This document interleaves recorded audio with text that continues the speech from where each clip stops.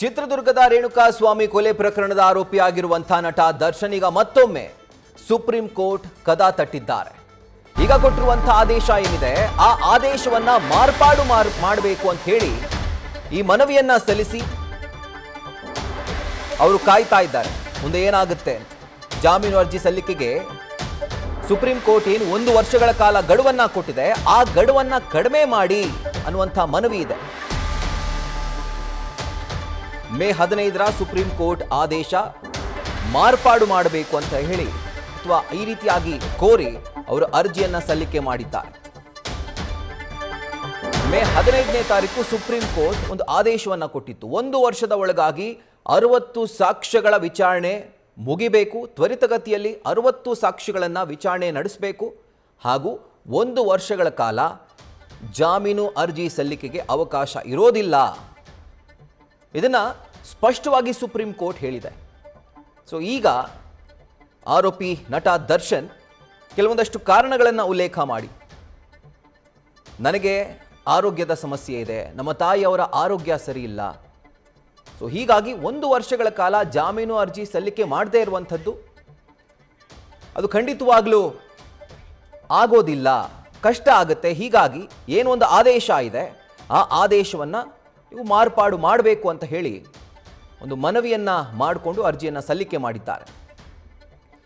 1 ವರ್ಷದ ಬಳಿಕ ಜಾಮೀನು ಅರ್ಜಿಗೆ ಸುಪ್ರೀಂ ಕೋರ್ಟ್ ಒಂದು ಕಾಲಾವಕಾಶವನ್ನು ಕೊಟ್ಟಿತ್ತು. 1 ವರ್ಷ ಆದ ನಂತರ ಜಾಮೀನು ಅರ್ಜಿಯನ್ನು ಸಲ್ಲಿಕೆ ಮಾಡಬಹುದು ಅಂತ. ಅಲ್ಲಿವರೆಗೂ ಸಲ್ಲಿಸೋ ಹಾಗಿಲ್ಲ, ಯಾಕಂದರೆ 60 ಸಾಕ್ಷಿಗಳ ವಿಚಾರಣೆ ಆಗಬೇಕು. ವಿಚಾರಣೆಯ ನಂತರ 1 ವರ್ಷದ ಒಳಗಾಗಿ ಅದೆಲ್ಲವೂ ಕೂಡ ನಡೆಯುತ್ತೆ.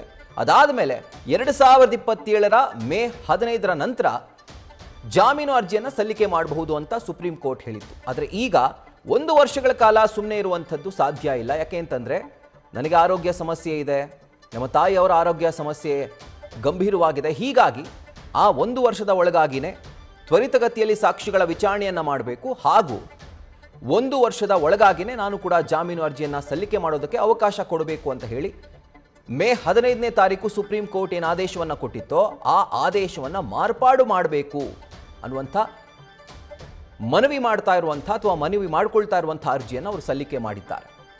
ಸೊ ಈಗ ಈ ಒಂದು ಅರ್ಜಿಯ ಇತ್ಯರ್ಥ ಕೋರ್ಟ್ ಪೀಠದ ಮುಂದೆ ಕೂಡ ಆಗಬಹುದು ಅಥವಾ ಜಡ್ಜ್ ಕಚೇರಿಯಲ್ಲೇ ಈ ಒಂದು ಪ್ರಕರಣ ಅಥವಾ ಈ ಒಂದು ಅರ್ಜಿ ಇತ್ಯರ್ಥ ಆಗುವಂಥ ಸಾಧ್ಯತೆ ಇದೆ.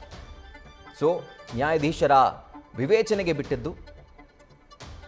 ಸೊ ಯಾವ ರೀತಿಯಾದಂಥ ಕ್ರಮವನ್ನು ಕೈಗೊಳ್ತಾರೆ, ಯಾವ ರೀತಿಯಾದಂಥ ಆದೇಶವನ್ನು ನ್ಯಾಯಮೂರ್ತಿಗಳು ಕೊಡ್ತಾರೆ, ಕಾದು ನೋಡಬೇಕು.